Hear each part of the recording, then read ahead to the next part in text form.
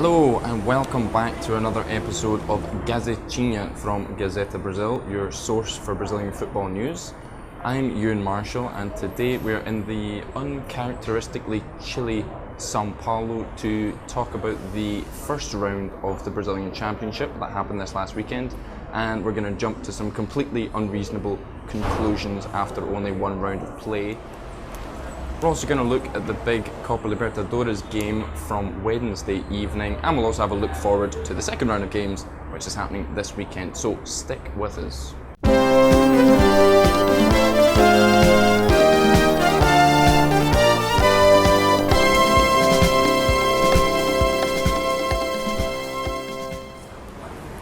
So, without any fanfare whatsoever, the Brazilian Championship began this weekend, and frankly, the first round was a little bit of a disappointment.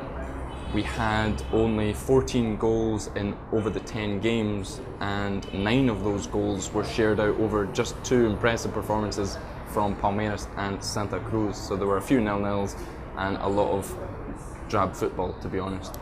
Attendance-wise as well, there were only 2 big crowds this weekend, both of them coming in São Paulo. Palmeiras and Corinthians brought over 30,000 to their season opener. We also had Santa Cruz, who got 20,000 in for their first game at 11 o'clock in the morning on Sunday, which is quite impressive. But at the same time, we had only 5,000 at Atlético Mineiro, 5,000 at Botafogo, and at América Mineiro they only brought 2,000 for their opener, and they've just been promoted as well, so that was quite a surprise. The biggest game of the weekend came on Sunday afternoon, where Corinthians began their title defence at home to fellow title contenders Grêmio. Now, both of these sides endured fairly embarrassing eliminations from their state championships and from the Copa Libertadores over the past few weeks, so they went into these games really lacking a bit of confidence, and you could really see it in the way that they were playing. For example, Grêmio, who are one of the best passing sides in the league, they seemed really cautious and they almost looked afraid to build out of the back and play these short passes that they've been known for. They sacrificed their playmaker Douglas. He didn't start. They brought on a target man, Bobo, instead at centre forward. And all of their play was just really long and speculative. Really wasn't very nice to watch, and quite a shame considering that I think Grêmio definitely had it in them to take the game to Corinthians, and they didn't seem brave enough to do so. Corinthians stuck to their usual approach, trying to carve out opposition defences with these quick triangular passes and these kind of explosive transition plays, but just something on Sunday just wasn't working. I think it is, well, because they've lost a lot of attacking talent between the end of last season and now, and that really showed on Sunday. They only ended up with 1 shot on target at the end of the game, and that's playing at home, which was a real disappointment for Corinthians. So the big winners of round 1 were Palmeiras, who absolutely demolished Atlético Paranaense at home, winning 4-0 for the first game of the season. And Juventus and various other European suitors were looking on as 19-year-old forward Gabriel Jesus set up Palmeiras' opener and then scored 2 goals of his own. And their playmaker Clayton Xavier had an excellent performance, the best game he's had in a green shirt since he came back from Ukraine last year. Now, Atletico were desperately poor, and their defence looks very fragile, very weak, a far cry from what it was last season when they actually came up with quite a good top half finish. So I'm not sure how carried away we should get with Palmeiras at this point. But it's definitely very promising because their head coach Coca has had very little time with the team, and he's already getting them to play in his image, and we're already seeing a lot of advances in his short time in charge. And with their star forward Dudu still out injured, he's still to come back, and you can only imagine that they're going to try and strengthen further in this transfer window. So I think we should look out for Palmeiras this year. I don't know if they can go all the way and win the league, but I mean, certainly they'll be looking at Libertadores place. And also bumping up the terrible goal average of the first round of the championship was Santa Cruz, who on Sunday morning at 11 o'clock, they smashed their regional rivals Vitória 4-1. And this is the return to the top division. They've been down in Serie B, Serie C They were even in Brazil's recently created 4th division a short while ago. And now they are back in the top division, and yeah, they came up with a very good performance. I was really impressed. They're very quick, very vertical. I think that they're really going to cause a lot of problems to any team that doesn't have their defence properly sorted out. And Sunday's game saw a brace from Santa Cruz's forward Graffiti. And yes, I know what you're thinking, it is that very same Graffiti that won the Bundesliga with Wolfsburg in 2010.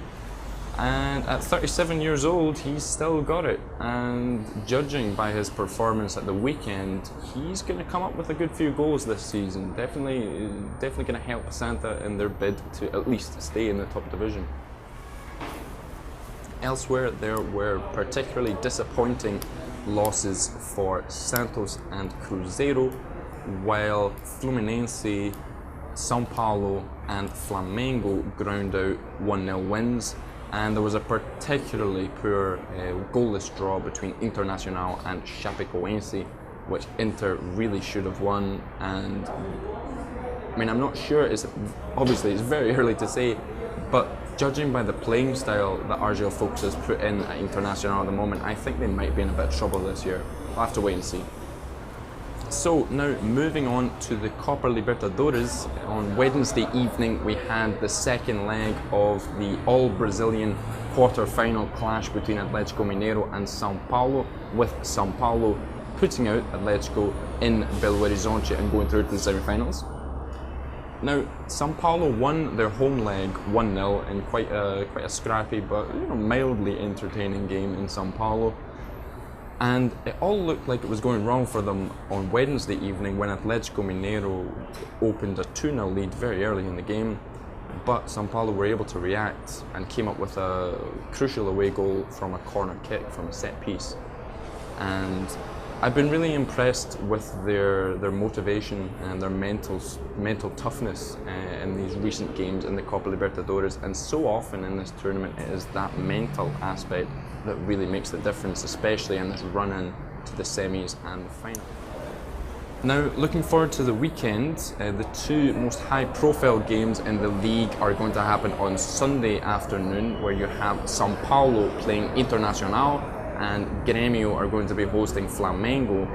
And in this last game, that's going to be interesting to see exactly how Grêmio behave in that one. If they go back to their attractive short passing style, or if they continue with this insistence on long balls and really cautious defensive play. Both sides, whoever loses that game is going to be under some severe pressure, as Flamengo were put out of the cup this midweek against Fortaleza, a fairly middling side from the northeast, so they are under huge pressure at the moment. And the only game between two sides with 100% records is happening on Saturday evening when Santa Cruz play away to Fluminense. And I've had my doubts about Fluminense's credentials this year. They've had a lot of disagreements in the dressing room, and the atmosphere is perhaps not the best. So it'll be interesting to see how they get on against Santa, who, as I said earlier, are looking like a really dangerous side that can really hurt anyone that doesn't have their defence properly sorted out. That should be one to watch. Okay, so that's all for today. Thanks for joining us, and we will see you again soon with more Brazilian football chat. And you can follow us on Twitter and Facebook, but make sure to subscribe to our YouTube channel, that's far more important. And also, if you're watching the games this weekend, you can follow my personal Twitter account, that's at Euan Marshall, where I'll be coming up with all sorts of silly opinions on the games. Join me there. Until next time, ciao, até mais.